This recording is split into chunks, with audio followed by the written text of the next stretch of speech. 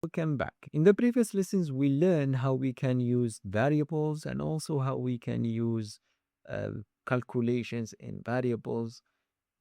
And we learned that we can use these, we can apply like calculations like this one, and we'll have the result shown like this. And also, when we have another calculation and we control enter, we have the result here. But this result is only for the last line of code. Line of code, either calculation or variables or whatever, it's the line of code will be shown. What if we have another like calculation here? We only have the last line of code. What if we want to show them all? What if we want to show all lines of code or the result for each line? In this case, we need to use the print function. The print will allow us to print whatever we want, either in the first line, second, third, or any line we want. And even we have some kind of format that we can use inside the print function to manipulate how the result should be printed. So how we write it, we just write it print, and inside the brackets or the parentheses, double quotes, and we write whatever we want. And that will be shown. It is, we can say, if it is like contain calculation, we don't use double quotes. We use just print, parentheses, and then the calculation. Let's apply it here. We can come to here and we say just print and parentheses and double quotes. So let's apply this. As you can see here, we have the result of the first line because we used print. So the first line will be shown, the result, and the last line. The second line is not being shown because we didn't use print, and it is not the last one. So let's use print again here. We can say just print and open it and close it. And we can say the result. And as you can see here, there is a small difference between the first one and the last one, or the second one. The first one, it printed what is inside. We didn't have the result. We have just what is inside the parentheses and double quotes printed. While the second one, the calculation is being executed and we got the result. Why did that happen? That happened because when we use double quotes like here, Python doesn't make any calculation inside it because it understands that what is inside double quotes is like a text. So whatever inside double quotes in the print function will be printed as it is. Either it is string or text or even calculation. So if we want it to be applied as a calculation, we need to remove the double quotes here and execute. So now when we remove the double quotes, Python understands that it is not string anymore. It is like calculation that should be executed. So this is how we can use print for printing a calculation or the result of a calculation. What if we have variables? If we have variables, we can just we can just have the variables. For example, we have uh, annual sales. This is the name of the variable, and we can write the result or the value. Now we have executed or run it. We have this variable.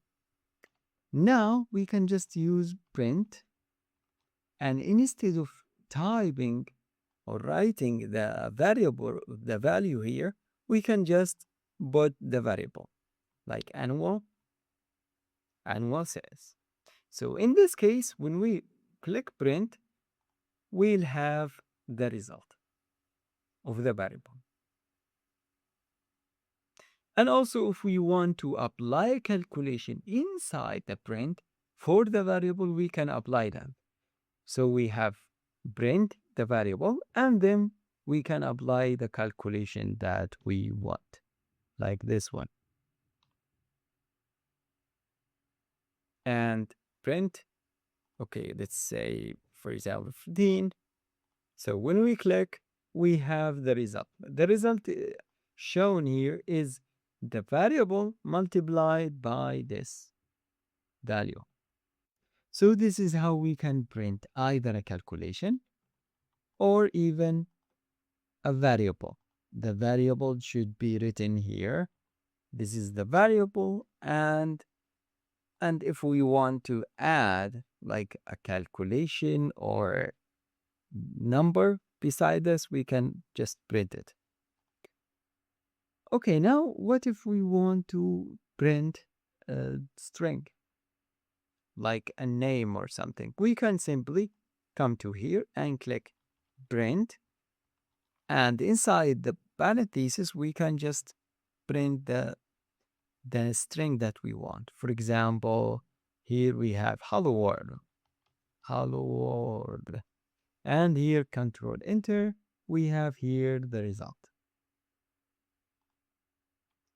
And we can write whatever we want inside the double quotes, and it will be printed as it was written, like hello world, data analyst, and control enter, we have the same format. And if we have like, if we want to add like the numbers or numeric values like next to the string, we can just get out of the, like after the double quotes, we can click int plus, and then we write the number that we want, like here 2016. And when we click Control Enter, we have an issue, and this is because can only under not integer, can only concatenate string. Yeah, here because it is should be concatenating, like adding string, but because we are using a numeric value, so we cannot. So we need to put it like as a comma. So when we put a comma, it understands that this is string and this is numeric values. So it was gonna be working fine. So we can use plus if we are adding like a text or string, like data analyst, and we can say data by Mousa, and should be inside double quotes. And here between string and numeric, we can just put a comma. And here we have the result. We have hello world data analyst, and here because we didn't have, if we want to have space, we can just add space. It's gonna be like this. So this is how we can add text and numeric values. The last thing that we have here is if we want to add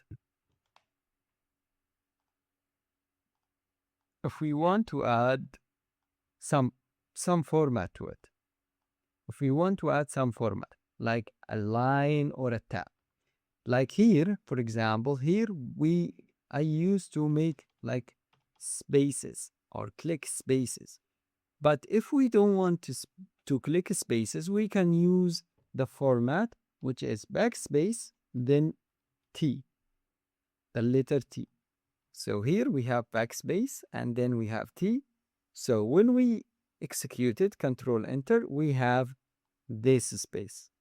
This is not written here, but we are using the format. Now, what if I want data by Mousa to be in a new line? So if I want it to be in a new line, I can come to here, backspace, and then click N. So now it is going to be in a new line. Click execute. So we have hello world, data analyst, and then data by Mousa in a new line because we used this one.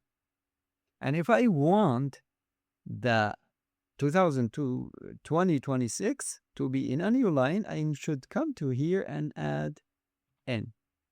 So here it is going to be in a new line. So whenever we want a new line, we can use slash n. If we want like spaces, we can use slash t. And focus on adding slash n or t. It should be inside the double quotes. If it is outside the double quotes, like here, and when we execute it, it will say that there is an issue here. There is an error. So we should be inside the double quotes. The last thing that we have is the double slashes. This, we use the double slashes if we have, let's execute it. We use the double slashes if we are writing, for example, www.google.org. We need slashes like here, or when we are using, like folders inside the PC. So it's going to be like this one. And here is user, for example, user, and here Mousa. So when we execute this, there will be an error because it says /u. We don't have /u. So why? Okay, we don't have /u. So this is causing an error. If we want to remove this error, we can just add double slashes. So when we click enter, it will be working fine. So we use double slashes when our text contain a slash. So double slashes, it says that there is no slashes, forget about it.